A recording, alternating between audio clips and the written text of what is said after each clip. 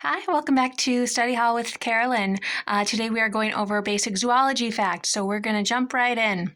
There are 1.5 million species of animals on the planet. Animals are organized into a taxonomy or classification structure by species, genus, family, order, class, phylum, and kingdom. In order to classify animals, one looks at both analogous and homologous traits, but labeling can still be tough due to variations based on mutation or small changes in the DNA.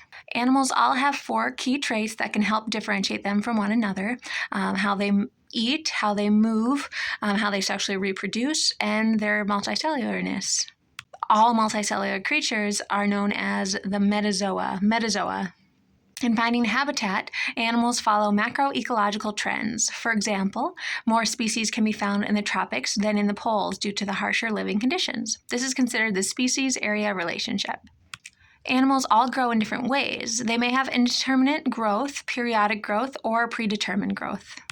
Animals in the phylum Chordata develop with spinal columns.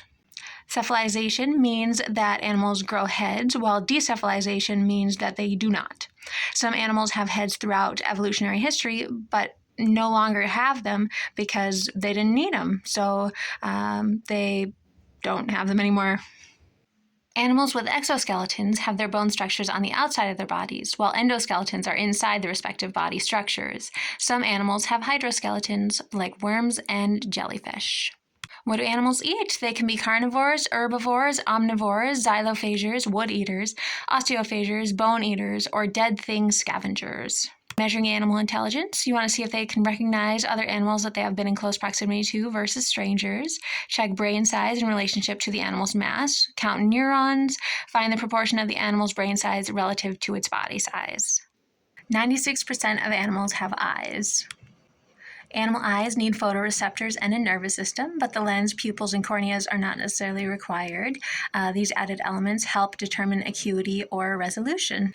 Animals can have different ranges of vision in/on the visible light spectrum, meaning that they can interpret color differently than human beings.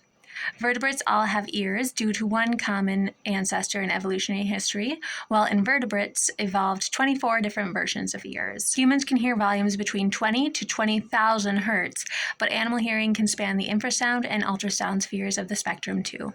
Some animals don't have external ears, but internal ones, and some don't have ears at all. Noses, antennae, and forked tongues help animals to smell and/or track through chemosensation.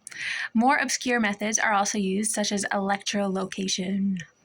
Animals all have different styles of reproduction. Some males have exotic coloring and work to attract females, but in some cases it is the opposite. Some animals lay eggs, while others have an internal gestational period.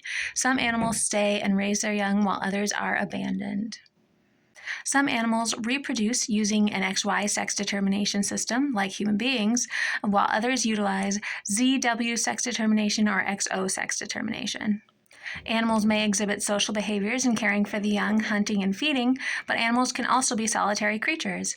Family sociality can be defined as presocial, a label which can further be broken down into subsocial and parasocial paradigms. Subsocial communities have the parents taking care of kids, while parasocial communities have groups living together that communally care for the young. It can be difficult to identify animals because they can convergently evolve, meaning that distant relatives can evolve to have the same traits independently from each other. There's no predetermined timeline, and the timelines that are currently in place may be subject to misidentification or relationship mislabeling.